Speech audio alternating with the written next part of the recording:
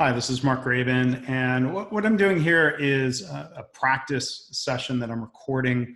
This is a traditional webinar format for something that Emily Elrod invited me to talk about in a live broadcast. And I think that live broadcast is going to be more of a conversation, but I prepared some slides just to help me structure thoughts and talk through some examples. So I thought I would record this and share it with you. And the topic that we are talking about today is living well in small places or crowded buildings. If you're living in an apartment or a condominium or any sort of high density living right now, you may see signs like this, as I took a picture of the other day. Women wearing a mask, for health and safety of our community. All residents, visitors, and service providers are required to wear face coverings. And you see most everybody holding to that in public areas within the apartment complex between the car and our doors. You occasionally see people. And so when you think about the masks, whether it's a cloth mask or a surgical mask, please remember this. This isn't just about protecting yourself from this novel coronavirus. It's not about protecting yourself from COVID-19. That's important, but it's also about protecting others. And that's very important to remember here. Any of us could be an asymptomatic spreader of this disease based on what medicine seems to understand right now. And wearing a mask is a way of caring not just for yourself, but for others. So why am I talking about this topic? This is a condo building in Orlando where my wife and I have lived for almost 3.5 years. There are about 100 units in the building, so we are pretty densely packed. But as of a couple of days ago, my wife and I are at a shorter, but it's a much longer apartment complex that goes on for blocks. I guess you could call this a mid-rise, really large development that I'm sure has more units and more people than that building in Orlando did. So you might be thinking, well, why are we doing that? Why are we now in an apartment in LA? Why did we drive more than 2,500 miles across the country? It wasn't for fun. It wasn't to keep occupied during this pandemic. My wife accepted a new job with a different company, and it was an amazing opportunity for her. But that put us on the move. And as we traveled and went through hotels, and we're now in an apartment, one of our goals is to, of course, do this as safely as possible. I'm not going to say safe because there is risk in anything, but we're trying to be smart and minimize that risk. And one of the things that we've done when we're out for anything other than, say for me, anything other than going for a brisk walk for exercise where I'm around no people, we're wearing masks. We're wearing cloth masks, not surgical masks or N95 masks. My friend and fellow author Karen Ross was kind enough to make me and send me this mask and a couple of others when I had no other way of getting a mask. So thank you to Karen. But I think if you are leaving your home, and I think this applies whether you're in a house or an apartment or a condo or a farm, if you're going to a store, for one, wash your hands at home before you put the mask on. Use soap and water for 20 minutes. And then after you've washed your hands, put on the mask. Wear the mask door to door, meaning from when you leave home until you get home, leave it on. Don't touch it or adjust it. So it's important the first time that you put it on that it's not slipping, that it's comfortable as can be. Make sure the mask covers your nose and your mouth. This is very important. And don't remove the mask until you get back home. And when you do so, touch only the straps. Don't touch the front of the mask, which could potentially be contaminated.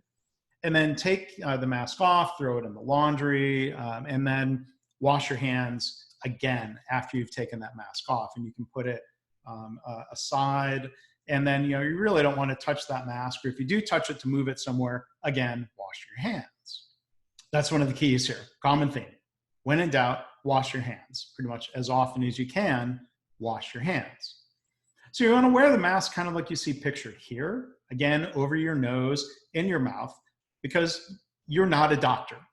You don't get to walk around like they do on TV or for real in hospitals with the mask around your neck or over your chin. Not a good idea. Don't pull the mask down to talk to somebody. That defeats the purpose. Talk through the mask. Don't pull the mask down when you're in the car. And, well, who am I going to be exposed to? Leave the mask on. It's very important to not touch it because you don't know what might be on your hands once you've left the house and you've washed your hands. Don't forget your eyes. I mean, I wear glasses any waking moment because I have very strong, very nearsighted. But a doctor friend of mine recommends that you wear glasses. For a lot of us, that might be sunglasses if you don't normally wear prescription frames, as a reminder to not touch your eyes. So that's very important when you're out and about, whether you're wearing gloves or not. Unless you've just washed your hands, touching your eyes puts you at risk, I think, pretty much the same as touching your mouth or your nose. So those are some general tips for everybody. Now, a lot of what I'm going to talk about today is based off of a really helpful article from the New York Times going back to early March. I think I first read this around March 11th, which was the last day that I flew home from one of my healthcare clients. And we realized, you know what, I think we're going to be home for a while. Let's research in the context of the condo building. My wife is on the board. What were some things that were going to be helpful, if not necessary? So there's a link to that article. You can find it. It's probably freely available, not behind their paywall. So the article establishes a few things. In general, the evidence is that the virus is transmitted through droplets. So that could land directly on you if someone coughs or sneezes. It could be picked up from surfaces. So again, you've got to wash your hands, clean surfaces, maintain distancing. But there are some particular concerns for those of us in high density living. As the article and the experts say, when we expel not just large droplets, there are also smaller particles called droplet nuclei, which stay aloft. They stay airborne longer, and they can be transported around and through buildings. And one of the implications is that they can be carried through air conditioning units, and that could be in the hallways, or I don't know how the HVAC system works and how interconnected units are.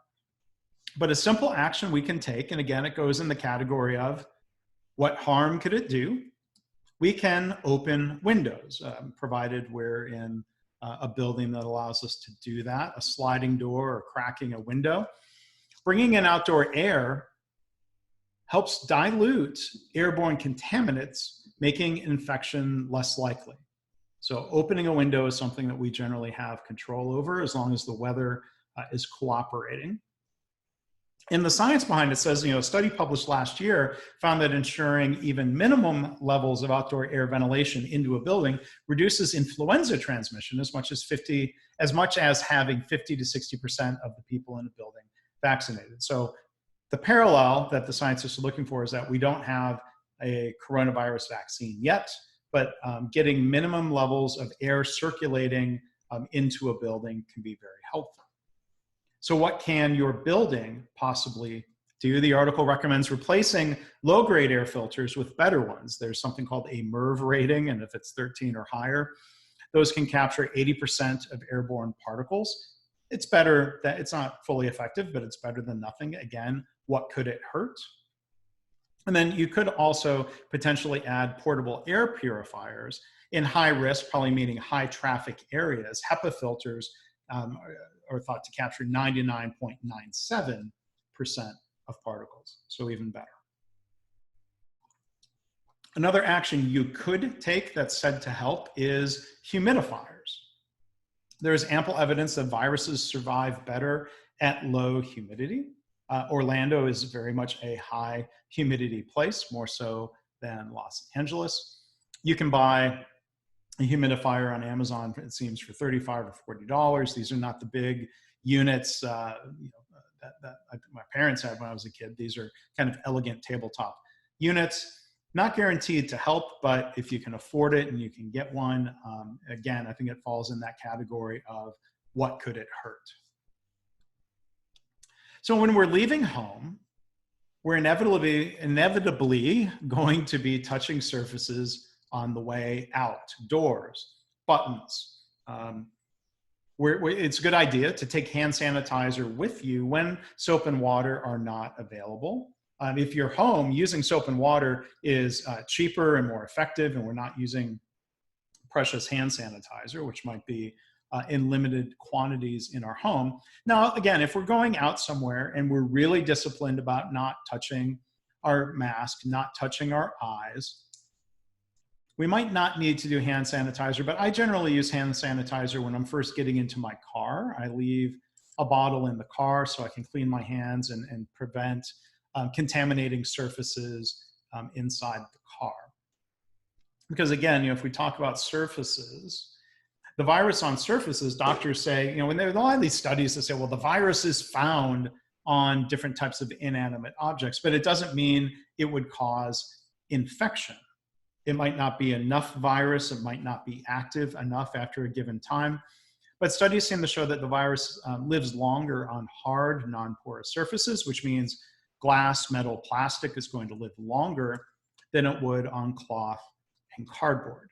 So there's less reason, I'm going to talk later, maybe less reason to be worried about cardboard boxes and our clothing. So when we think about amenities in common areas, a gym, swimming pool, things like that, many organizations, condo boards, apartments are shutting these down for one reason or another. A few days into our stay-at-home efforts, an apartment building that I could see out the window from our condo in Orlando still had a lot of people gathering at the pool. And a couple of days later, I think the apartment complex wised up to this because they apparently shut things down, not just distancing people, but shutting it down because I didn't see anyone out there for a month or longer. It's probably still shut down. So many are closing it down because of local or state laws. Some organizations, boards or companies that own apartments are just deciding it's the right thing to do, or there might be legal liability that they're avoiding. Our condo and the board voted to take more limited actions. And this was a little controversial amongst some people in the building. Not everybody agreed. Some people wanted everything shut down, and some said, look, we live in relatively small places. We need to do something, and let's try to do it safely if we're going to go out near the pool. So they decided no guests in the amenities. They posted warning signs. There's one outside the gym that says, it's pretty blunt, use of these facilities is not safe and not recommended. It may cause serious illness. If you do so, it's at your own risk, and you should disinfect every surface before and after touching it.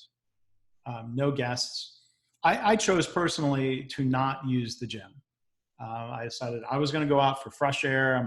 I usually often go out for walks. I'm now a bigger fan of going out for a really brisk power walk as a way of getting my heart rate up. That's a pretty safe thing to do.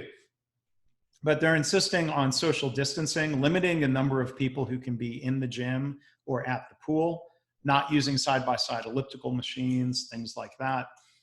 And I think there have been some good lessons learned in our condo building of trying to make the signs simpler for different reasons. There have been some signs, even more than the one that you saw here. There were some signs in the elevator that listed all kinds of new policies for the COVID-19 era. The text was small. It was really hard to read. And you got to wonder, well, you've got to be effective. Not just try to communicate, but make sure the communication gets through. So I'll give credit to one of our board members who put together more of an infographic sign that really spells out some of the key points in limited words, simple language. The longer version of the policies and the messages are being communicated out to residents via email and other ways.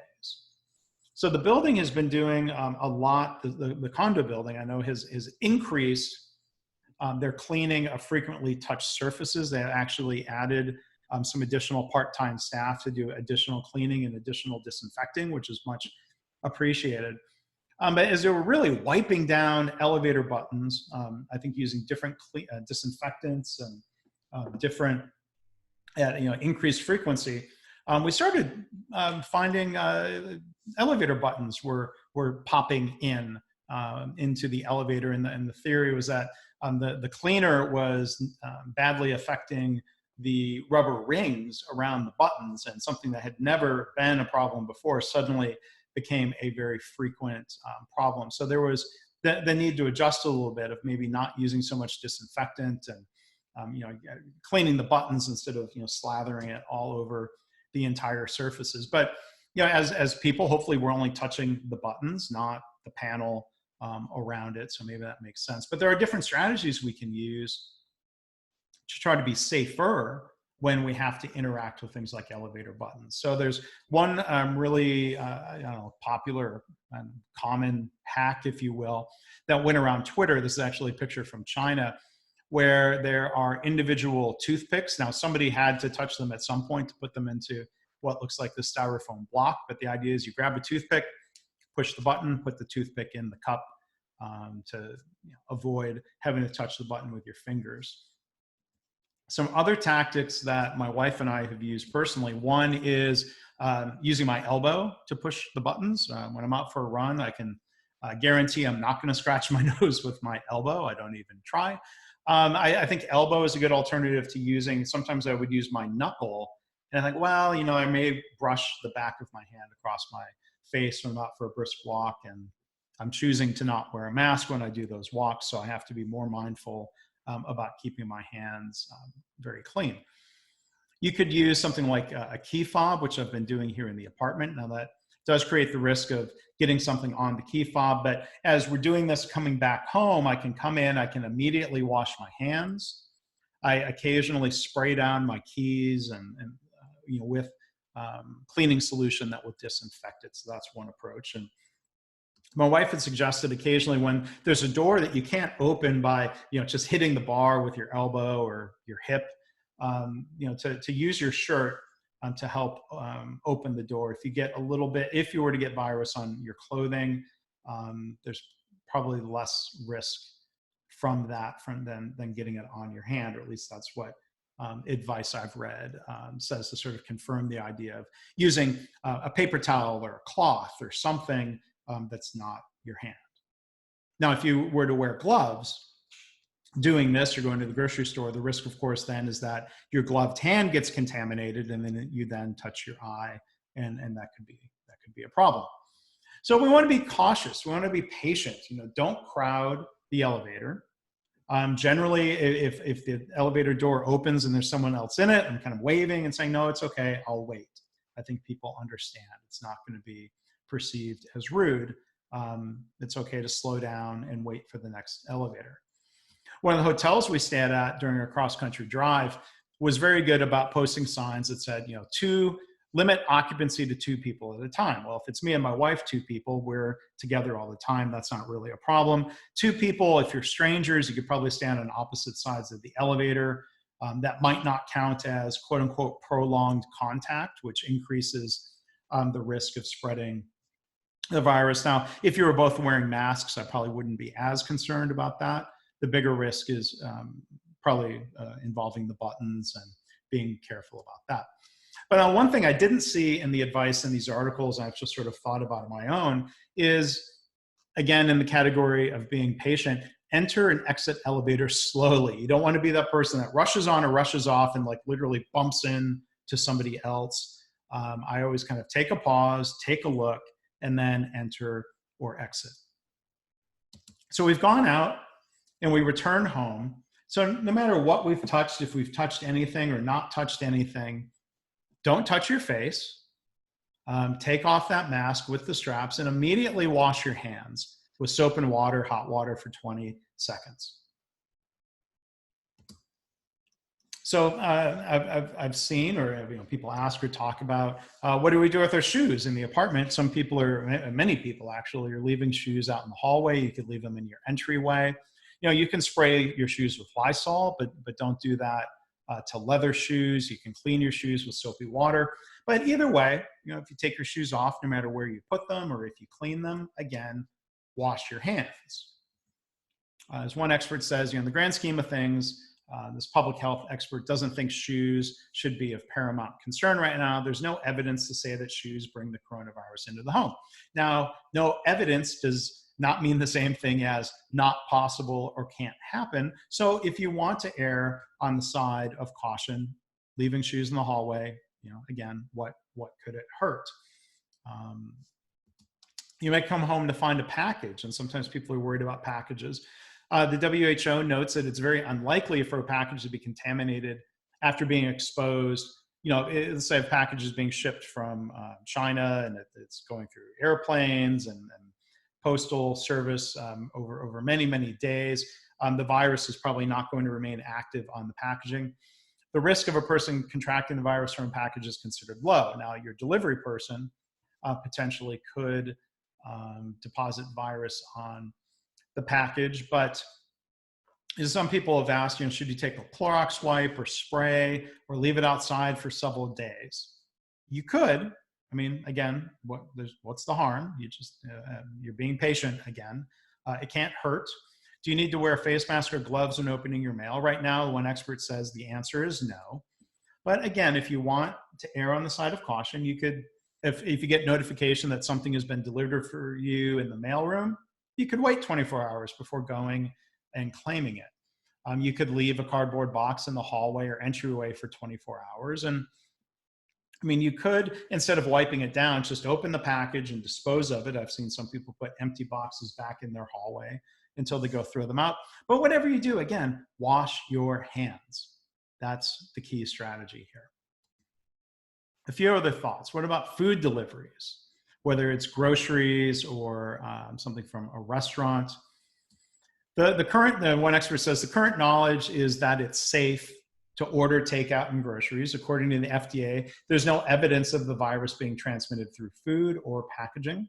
But again, if you want to err on the side of caution, so one of my doctor friends says, like, if there was virus on the food, eating the food is probably not going to get you infected. So obviously we're not going to spray our food. I mean, I've heard some experts say, do not wipe vegetables and things down with diluted bleach. That would be a bad thing to ingest. But in terms of food deliveries, you may think through how to handle this. In our condo, they said they made a change to policy. Instead of bringing it up the elevator to your door, owners and residents must come pick it up in the lobby. In fact, they have a counter that's a designated drop-off area for contactless delivery, if you will, and then they wipe and disinfect that counter quite often. At the apartment here, we've been told to meet our driver at the curb or at the outside door coming into the building, which again seems reasonable. But a few tips, and these are things that my wife and I have practiced. One, I think rather than putting the styrofoam or cardboard containers that have been handled by others at the restaurant onto the table, you can touch the packaging once, put things out onto your own plates, and then of course wash your hands after handling the packaging and before eating. Again, there's nothing wrong with contactless delivery, and so in this picture here, they should probably be wearing masks, but forgive me for that. Maybe I'll find a different picture for later. But in this era, I just as a final thought. I mean, we think about safety, but during this pandemic, everybody is anxious. There are a lot of different stresses and concerns and worries between health and the economy. I'm trying to practice what I preach here, but I think trying to be patient and kind and gracious and thankful really goes a long way. And that's something we do have control over during this era. I've tried to go out of my way to thank the people working at the front desk in our condo building in Orlando, to be kind and thankful to people who are working in essential businesses at the checkout counter, in the grocery store, or wherever we're picking up our food. This is a vote for all of these things. And try to encourage that for what it's worth. So with that, thank you. If you have any questions or comments or follow-up, you can email me, mark@markgraban.com. Website, Twitter, blog, my books. You can see all of that here. So thank you for watching. I want to encourage you to be well, be safe, and do what you can to protect yourself and others. Thanks.